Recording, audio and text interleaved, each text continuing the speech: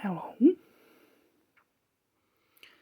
First of all, I would like to tell you what happened to me in the past 2 days at work, at the workshop.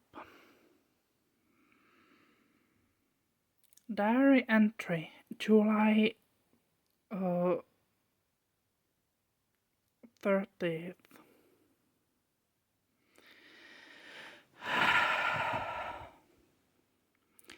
I came home exhausted again, not because of the tasks I had to complete, but because of the people I had to survive. Today at work, I overheard a group of colleagues talking about me. 5 of them standing in the hallway, not even whispering. They said I eat too much. They said I don't do enough. They laughed. I stood nearby, pretending not to hear, but I heard every word, and each one hurt more than the last.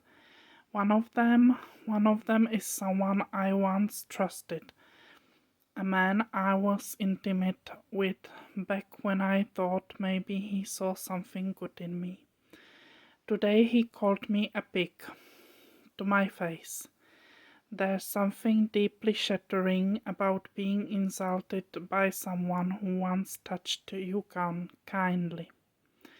I didn't cry at work. I've learned not to give them that.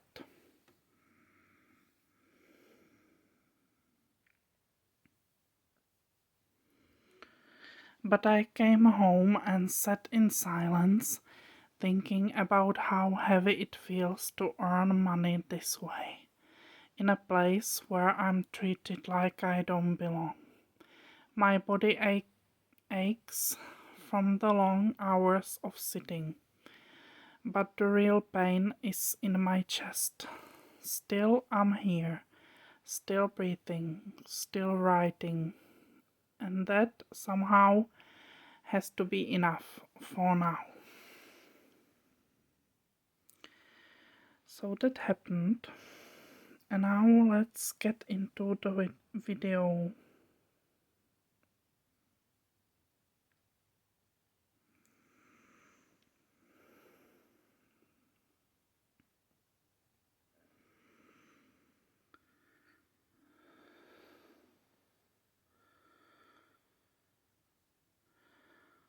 SpongeBob visits a protected workshop. Hi there. Welcome to a special little episode of SpongeBob's Human World Adventures. Today, SpongeBob was invited to visit a protected workshop, a magical place where people with disabilities do important work with care, patience, and heart.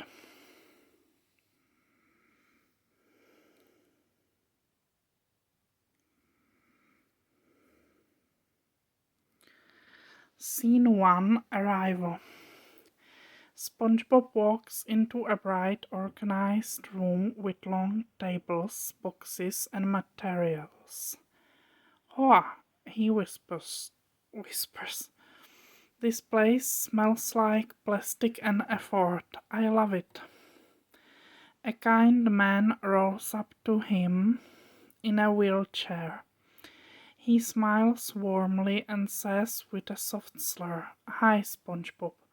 I have cerebral palsy, but I work on the blue ceiling sets." SpongeBob shakes his hand enthusiastically, maybe a bit too enthusiastically. "Wow, you are amazing. Your handshake is strong. Do you squeeze jellyfish too?" Then a woman with kind eyes and slightly trembling hands greets him.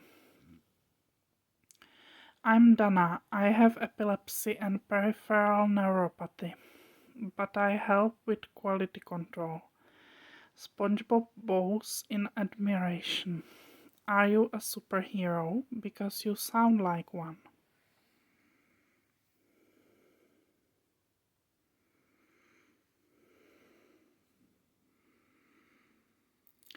Scene 2. A warm hug. Suddenly, a young woman with expressive eyes runs up and wraps SpongeBob in a huge hug. "I'm a big fan," she says with a glowing smile. "I have schizophrenia and sometimes I hear voices, but I always hear yours the clearest. You make me laugh." SpongeBob blushes deeply, or at least turns a slightly deeper shade of yellow. I think I hear you now. You are my fan. I'm your fan."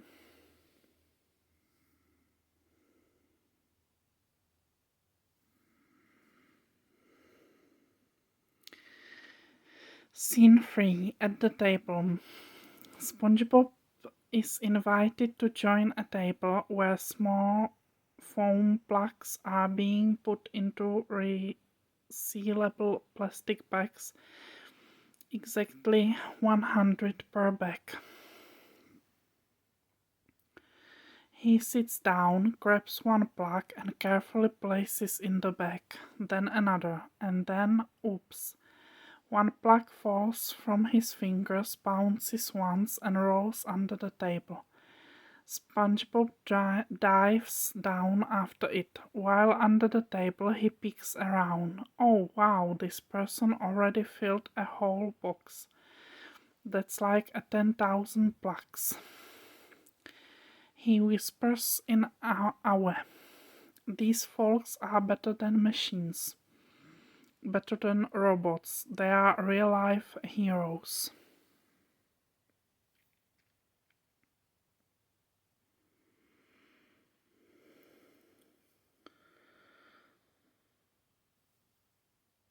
Final scene.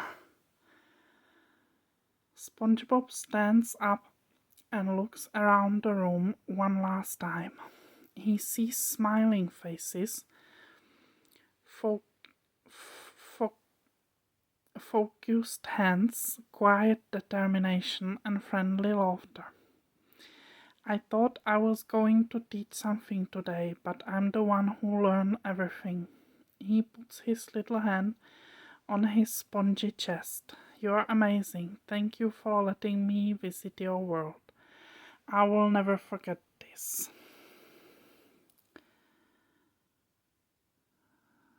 Thank you for joining this quiet, meaningful little adventure. Don't forget to breathe, to be kind, and to admire those who do the invisible work with visible hearts. Good night.